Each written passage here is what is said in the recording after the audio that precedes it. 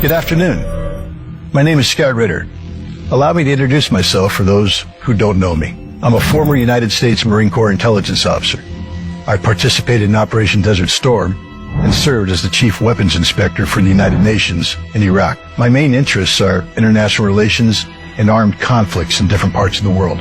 I am convinced that we all should know a little more about a person who, to the applause of those I call the global elite, is ready to fight to the last Ukrainian, President Volodymyr Zelenszkij. Mr. President, there have been numerous publications about you, but everything seems to disappear from the web.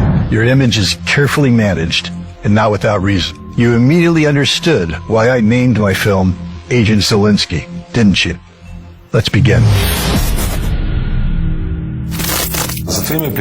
You have had many film roles.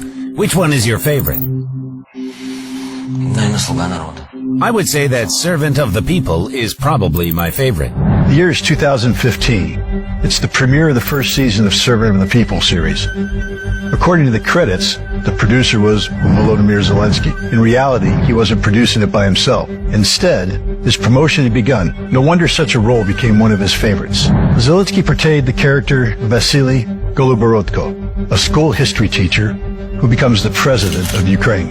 I want to compare that situation to situation where, for example, you come into the plane, you board in, and you take in your seat, and now you see that man who look like a pilot, who dressed like a pilot, who speak like a pilot, greeting passengers, but who is not a pilot at all, who is an actor, who played a pilot in response for your life.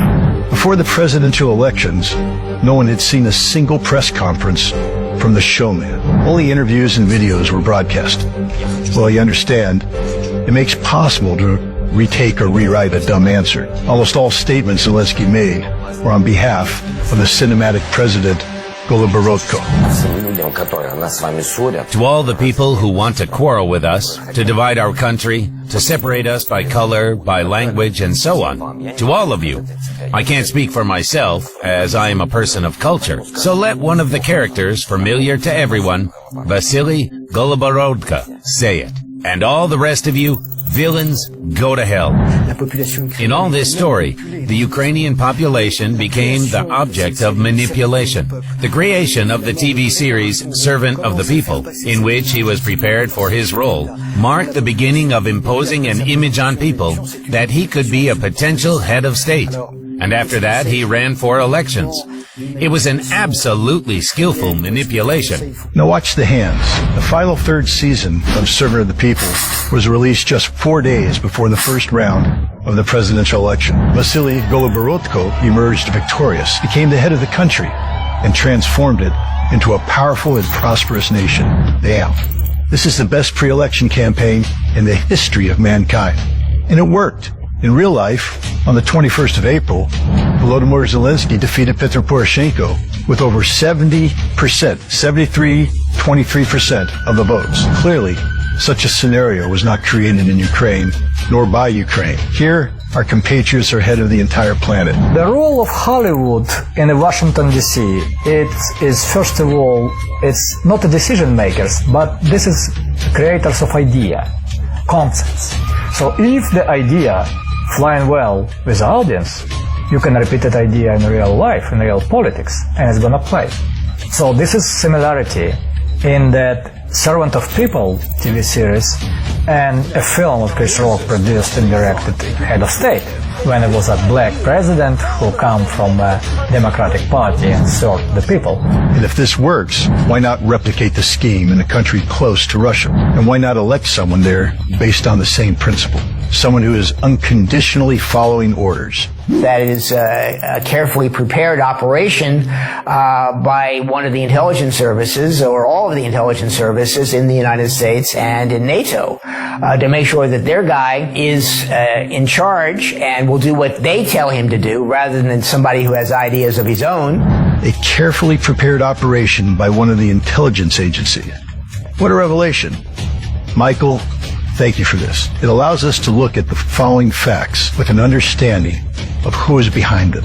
Let's figure out how and with whose help Washington started pushing actor and comedian Zelenszkij. Игорь Валерьевич Коломойский. Ihor Valerievich Kolomoisky.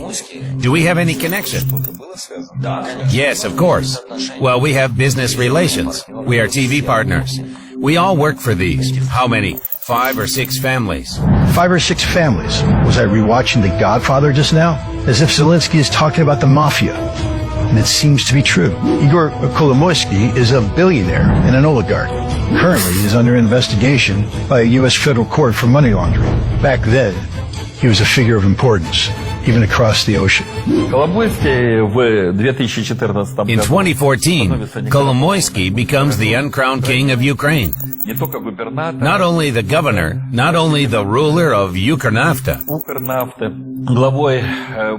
and head of the bank that is much stronger than any state bank. He became the leading oligarch.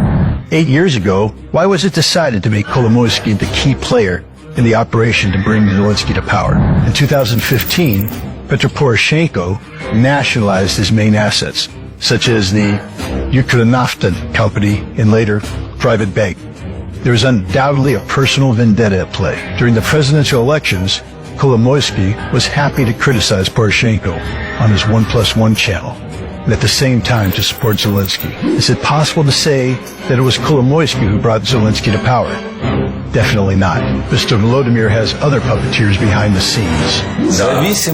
Are you dependent on Ihor Valerievich? And could it mean that after your victory in the presidential elections, Kolomoisky will rule Ukraine?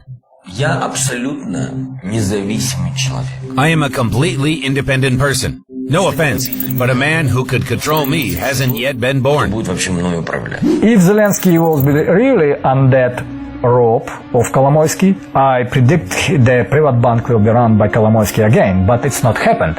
So that means he has no obligation to do more.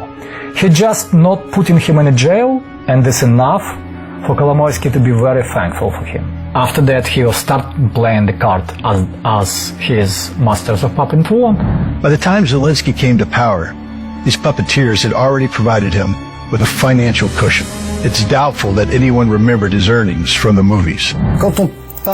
Regarding Zelenszkij and his inner circle, it is also important to take into account all the manipulations and financial frauds that characterize this team. Firstly, Zelenszkij concealed some parts of his stakes in companies before the presidential elections. And then, in particular, his mentor Kolomoisky used them for money laundering. Empty words? By no means. As I mentioned, we will operate with facts. In the fall of 2021, investigative journalists published the so-called Pandora Papers. Nearly 12 million confidential documents from financial companies in different countries were revealed, including offshore data on 35 world leaders. Volodymyr Zelenszkij and his partners from the Cartel 95 studio were among them. The Ukrainian president indeed owned offshore companies, including a stake in Maltex Multi-Capital Corporation. Zelenszkij modestly omitted this information in his declaration. But most importantly, in 2012 to 2016, Kolomoisky transferred $41 million to Zelenszkij's offshore company. He could be jailed in a normal country for such an offense. But this is Ukraine, and Zelenszkij is its president. And according to the offshore documents, he is a very wealthy president. Are you planning to use the state residences? Guys, let some kids live in these residences. Like some vacation camps for people who really need it. In my opinion, it sounds cute, especially when you don't know about the residency he owns. Ready to find out? Let's go. Firstly, a villa in Miami for himself, worth $34 million. I've been to Florida and can understand the taste of the president of Ukraine. Secondly, a house in Israel for his parents on the shores of the Mediterranean Sea. It's worth $8 million. Europe, Zelenszkij prefers Italy. Tuscany, the best wines. By the way, one of the most expensive resorts in the country, Forte del Marbi. Houses here are worth their weight in gold. In 2017, together with his wife, he bought a villa 600 meters from the sea. According to the declaration, it was worth about $3.8 million at that time. Is that all? Not at all. From the south, we moved north. Not to Siberia, of course, but the